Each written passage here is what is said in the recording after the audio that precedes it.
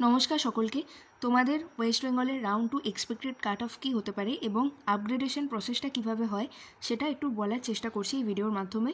এরপর তোমাদের গতকালই বেরিয়ে গেছে প্রফেশনাল ক্যান্ডিডেট লিস্ট এবং সেই অনুযায়ী যারা নতুন রেজিস্টার করেছো এবং যারা আপগ্রেড করতে চাও তাদের নাম কিন্তু ওই লিস্টে তোমরা পেয়ে যাবে।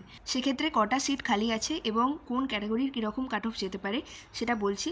সিট আছে ইউআরের জন্য 25, ওবিসি এর জন্য আছে 3টে, ওবিসি বি এর জন্য 4টে, ইডব্লিউএসের জন্য হচ্ছে তোমাদের 12টা, এসসির জন্য 17 আর এসটি ক্যাটাগরিতে আছে 2টো।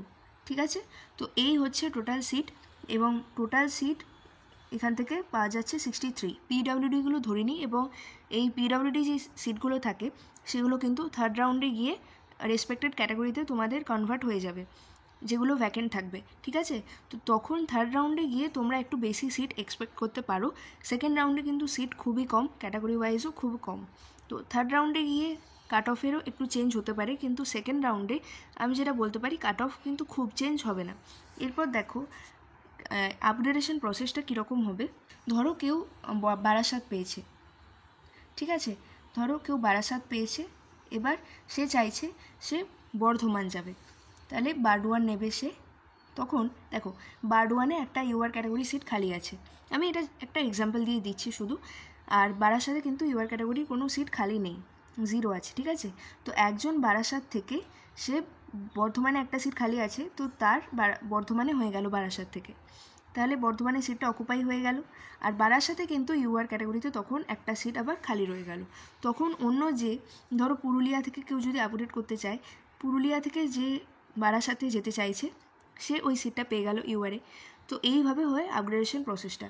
তো তোমরা অনেকে প্রশ্ন করেছো যে যদি ধরো তোমাদের কোনো সিট এখন দেখতে পাচ্ছ ইউআর ক্যাটাগরিতে কোনো কলেজে ইউআর ক্যাটাগরিতে সিট ফাঁকা নেই, তো তোমরা কি সেই কলেজটা চয়েস ফিলিংয়ে দেবে না দেবে না? অবশ্যই দেবে। চান্স আছে তোমাদের হয়ে যেতে পারে, এমন নয় সেখানে তোমরা দেখতে পাচ্ছ সিট ম্যাট্রিক্সে যে ইউআর ক্যাটাগরির ওখানে সিট শূন্য, তার মানে তোমরা চান্স পাবে না। তো এইভাবে যদি তার আপগ্রেড হয়ে যায় কোনো একজনের, তাহলে সেই সিটটা ফাঁকা রয়ে গেল, তখন ওই সিটটা অন্য একজন পেয়ে যাবে। ঠিক আছে, এইভাবেই হয় আপগ্রেডেশন। আর একটা প্রশ্ন সবার, যে তোমরা যে কলেজটায় এখন রয়েছো সেই কলেজটা কি চয়েস ফিলিংয়ে দিতে হবে?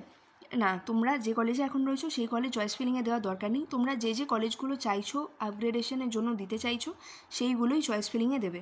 তো গতকাল রাত থেকেই চয়েস ফিলিং স্টার্ট হয়ে গেছে। তোমরা যারা যারা এখনও চয়েস ফিলিং করোনি তাদেরকে বলবো তোমরা ওয়েবসাইটে যাবে, সেখানে লগ ইন করে যা তোমাদের পাসওয়ার্ড দেওয়ার পর লগ ইন করার পর তোমরা সেখানে চয়েস ফিলিং করতে পারবে। আর যদি চয়েস ফিলিংয়ে কোনো অসুবিধা হয় সেক্ষেত্রে ভিডিও দেওয়া আছে, সেটাও দেখে নিতে পারো। এবং চয়েস ফিলিংয়ের পর চয়েস লকিং করে দিও, অটো লকিং সিস্টেমই আছে, কিন্তু তাও নিজেদের সেফটির জন্য চয়েস লক করে দিও। যখন তোমরা কনফার্ম হয়ে যাচ্ছ যে এটাই আমার চয়েস ফিলিং ফাইনাল, তো সেই ফিল্ড চয়েসগুলো লক করে দিও। ওকে, এবং কাট অফ কী যেতে পারে, দেখো সব ক্যাটাগরির জন্যই কিন্তু কাট অফ, যেটা আমার মনে হয় এখানে মানে যেহেতু সিট খুব কম এবং ক্যাটাগরি ওয়াইজও সিট খুব কম তোমরা দেখতে পাচ্ছ, তার মধ্যে নতুন অনেকে রেজিস্টার করেছে সেকেন্ড রাউন্ডের জন্য, তো সব মিলিয়ে টোটাল ইউআরের জন্য 25টা সিট। এবার এরকম সব ক্যাটাগরির জন্যই খুব কম কমই সিট আছে। সেক্ষেত্রে তোমাদের যেটা বলতে পারি আমি, খুব কম হয়তো +-1, সব ক্যাটাগরির জন্যই এটা মাথায় রাখো, +-1 হয়তো কাট অফ কমতে পারে বা বাড়তে পারে, বেড়েও যেতে পারে কমে যেতে পারে। তবে এক্ষেত্রে যেটা দেখে আমার সিট ম্যাট্রিক্স দেখে মনে হচ্ছে হয়তো 1 নাম্বার কমতে পারে। এবং এমন নয় যে ধরো 636 অবধি এসেছে, 635-এ যে আছে ইউআরে, মানে সবাই যে এখানে মানে 635 নাম্বারে অনেকে আছে, তো হয়তো একটা র্যাঙ্ক অবধি এসে থেমে যাবে। ঠিক আছে, যারা পাচ্ছ না কলেজ তারা আবার থার্ড রাউন্ডে এসে ট্রাই করো, কারণ থার্ড রাউন্ডে পিডব্লিউডি সিটগুলো কনভার্ট হয়ে যাবে, সেক্ষেত্রে সিট কিছুটা বাড়বে এবং তোমাদের পেয়ে যাওয়ার চান্স কিন্তু থাকবে। তাই লাস্ট রাউন্ড অবধি তোমরা ট্রাই করো। সেকেন্ড রাউন্ডের এক্সপেক্টেড কাট অফ ফার্স্ট রাউন্ডের তুলনায় খুব একটা চেঞ্জ হবে বলে মনে হচ্ছে না।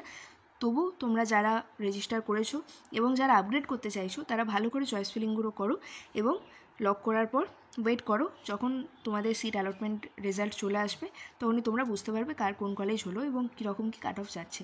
ঠিক আছে, তো এই ভিডিওটা এই পর্যন্তই রাখছি, আবার নতুন ভিডিও নিয়ে আসবো এবং সকলের মধ্যে এই রিলেটেড ভিডিওটা একটু শেয়ার করে দিও, লাইক করে দিও এবং চ্যানেলটা একটু সাবস্ক্রাইব করে দিও। ধন্যবাদ।